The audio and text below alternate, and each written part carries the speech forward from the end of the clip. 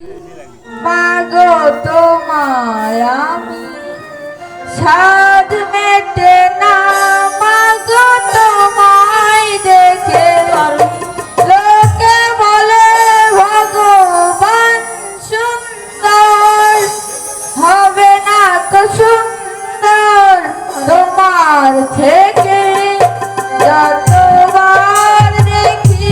মাগো তোমায় আমি সাধ মেটে না, মাগো তোমায় দেখে লোকে বলে ভগবান সুন্দর, হবে না কো সুন্দর তাহার থেকে যতবার দেখি। মাগো রূপ আমি যতবার দেখি, মাগো রূপ আমি।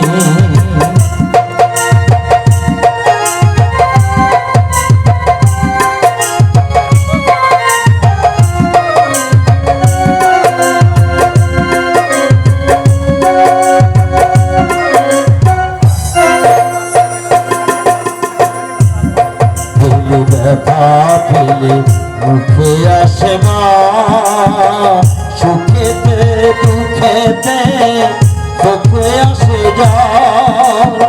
ভয় পেলে ব্যথা পেলে মুখে আসে মা, শুনেছি সে নাকি কৃপার সাগর। তাহার চরণ তলে মরে যেন ঠাঁই মেলে, তাহার চরণ তলে মরে যেন ঠাঁই মেলে।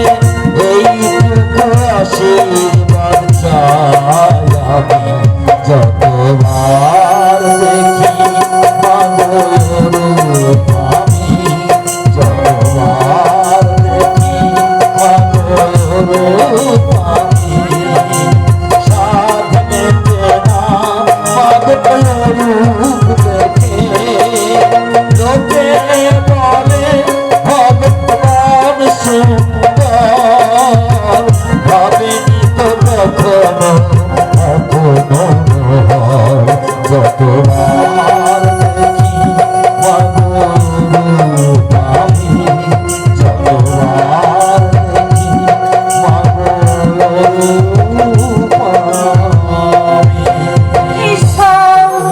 সর্বমঙ্গল একমাত্র সম্পদ ওই তরুণী, ওকে তুমি দীর্ঘায়ু করো, ওর তুমি মঙ্গল করো গো ঠাকুর, ওর তুমি মঙ্গল করো।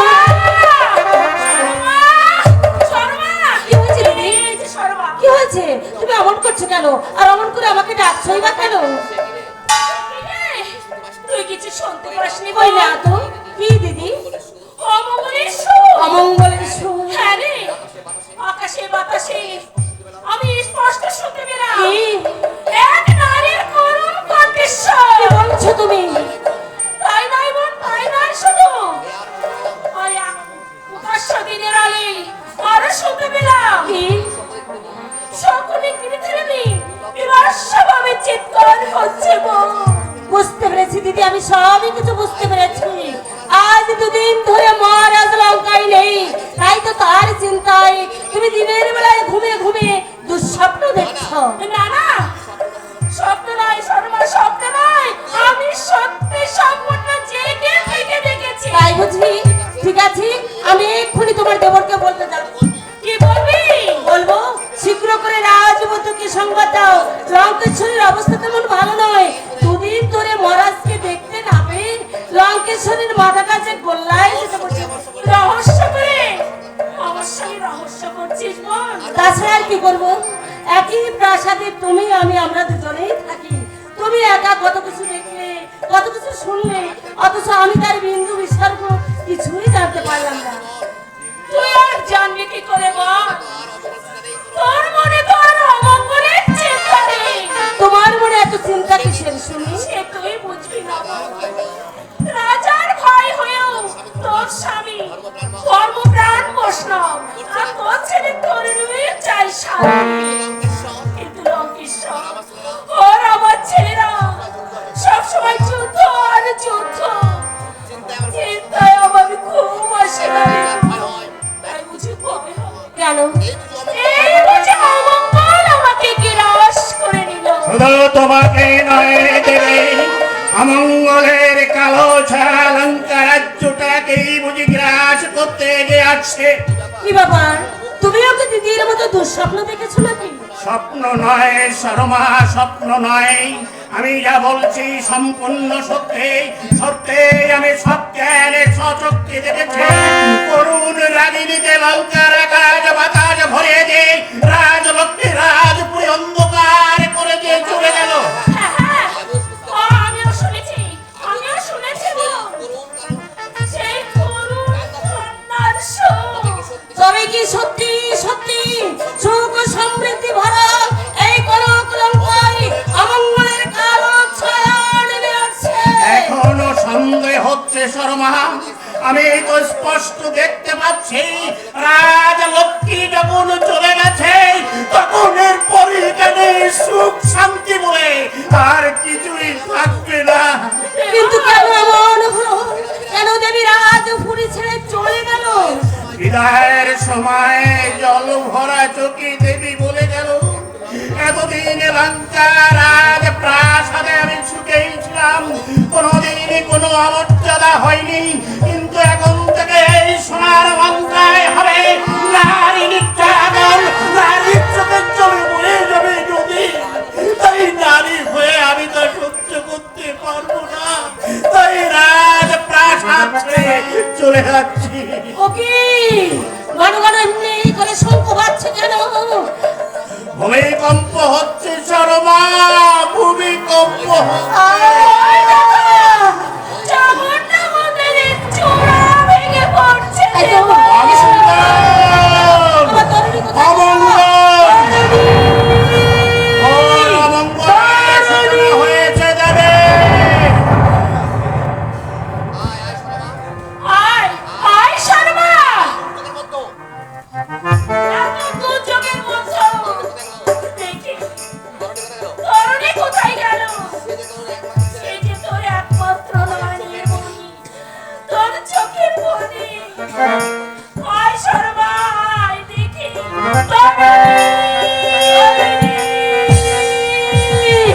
ওগো ভগবান, এই দুর্যোগ তুমি থামিয়ে দাও গো প্রভু। অপরাধ যদি তোমার চরণে কিছু করে থাকি, আমি আমার বুকে রক্ত দিয়ে তার প্রায়শ্চিত্ত করব। বিনিময় তুমি লঙ্কার মঙ্গল করো গো ঠাকুর, তুমি লঙ্কার মঙ্গল করো, তুমি লঙ্কার মঙ্গল করো। মুহূর্তের মধ্যে একই অঘটন ঘটে গেল। দাদা রাজধানীতে নেই, মাত্র কয়েকদিনের জন্য আমি রাজ্যভার হাতে নিয়েছি।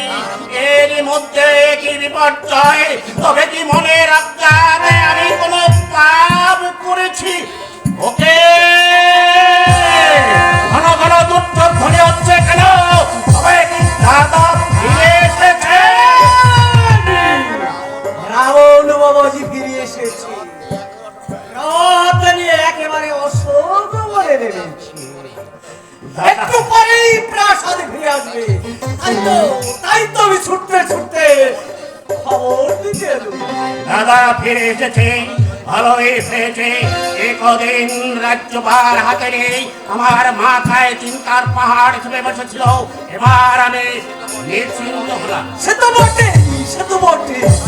কথায় বলে যার কাজ তারই সাজে, অন্য লোকের মাথা ব্যথা গেল। ভালো কথা বাবাজি, ভালো কথা। সুপ্রভা কোথায় ডাকো তাকে, তারকে আমি একটা বিরাট সুখবর দিয়ে যাই। সুখবর? এই সুখবর বুঝলে, পঞ্চবটির মণি রাম আর লক্ষ্মণ নামে ছড়া দুটি আমার ভাগ্নির নাক কান কেটেছি, খণ্ডসংকে বধ করেছিল। রাবণ বাবাজি তার উপযুক্ত প্রতিশোধ নিয়েছে। যে বললে মাধব, সে রাম লক্ষণের উপর প্রতিশোধ। প্রতিশোধ বলেই প্রতিশোধ, একেবারে দারুণ প্রতিশোধ। আমি যেমন বুদ্ধি দিয়েছিলাম তেমন কাজ করেছে। এবার বুঝবে বাছা ধরুন, কত ধানে কত চাল। আরে যে পছড়া রাবণের মনের নাক কান কেটে নেওয়া, এ কি জাতা কথা? এবার বোঝ। আর সীতা, সীতা বলে বুক চাপড়ে ধরে কাঁদে। সত্যি করে বলো মা তোর কি হয়েছে? কেন তোমার কথা শুনে আমার এই অজানা মন আতঙ্কে শিউরে উঠছে? বলো বলো পঞ্চবটি বনে দাদা কি করে এসেছে? কি আর করবে? রাবণ বাবাজি ওই রামের বউ সীতাকে চুরি করে এনেছে। দাদা পরনারীকে চুরি করে এনেছে? তবে আর বলছি, আরে বাবা এ কি আর যাত্রার বুদ্ধি? রীতিমতো কাল আমরা হলাম রাক্ষস, তারপর মায়াধারী। আমাদের সঙ্গে পাঞ্জা লড়তে পারবে ওই পুষ্কে ছোড়া দুটো কেন? ও এতক্ষণে বুঝেছি কেন রাজলক্ষ্মী বিদায় নিয়েছে, কেন দাদা লঙ্কা প্রবেশের সাথে সাথে ভূমিকম্প হলো, আর কেনই বা চামুন্ডা মন্দিরের চূড়া ভেঙে পড়লো। ভালো কথা বাবাজি, ভালো কথা। হ্যাঁ বলছিলাম কি, তুমি সুরপুরকে ডাকো বাবাজি, তাকে না আমি এই আনন্দের সংবাদটুকু দিয়ে যাই। চুপ করো মা, এই আনন্দ সংবাদ নয়, এর চেয়ে নির্মল নিষ্ঠুর ভয়ঙ্কর সংবাদ আর কিছু নেই। বাবাজি কি বলছো তুমি? অধিকার করতে হবে দাদাকে পাপের পথ থেকে ফিরে আনতে। এই অন্যায়ের প্রতিকার আমাকে করতেই হবে। বাবাজি না না, এ হবে না, এ পাপ, এ আমি কিছুতেই হতে দেব না। শোনো মাতল, তোমাকে আমি একটা কথা বলে রাখি, আবার যদি কোনোদিন তুমি আমার দাদার কানে কুমন্ত্রণা দে এইভাবে পাপ কাজে ইন্ধন জাগাও, তাহলে মাতুল বলে তোমাকে আমি কোনোদিন ক্ষমা করবো না। সাবধান, খুব সাবধান।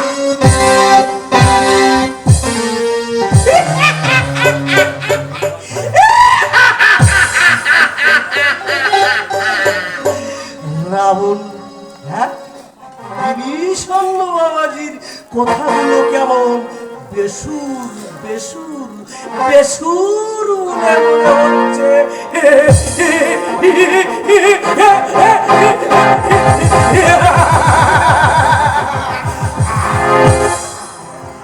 ভীষণ বাবাজি, তুমি ঘুঘু দেখিস এখনো আমি তোমাকে দেখিয়ে ছাড়ি। আমি তোমার মামা মাতুল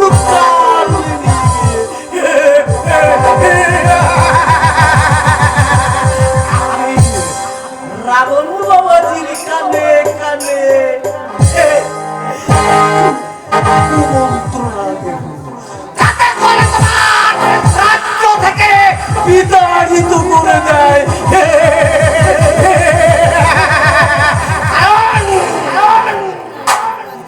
আমি তো চাইছি রাবণ বংশ ধ্বংস হয়ে যাক, ধ্বংস হয়ে যাক।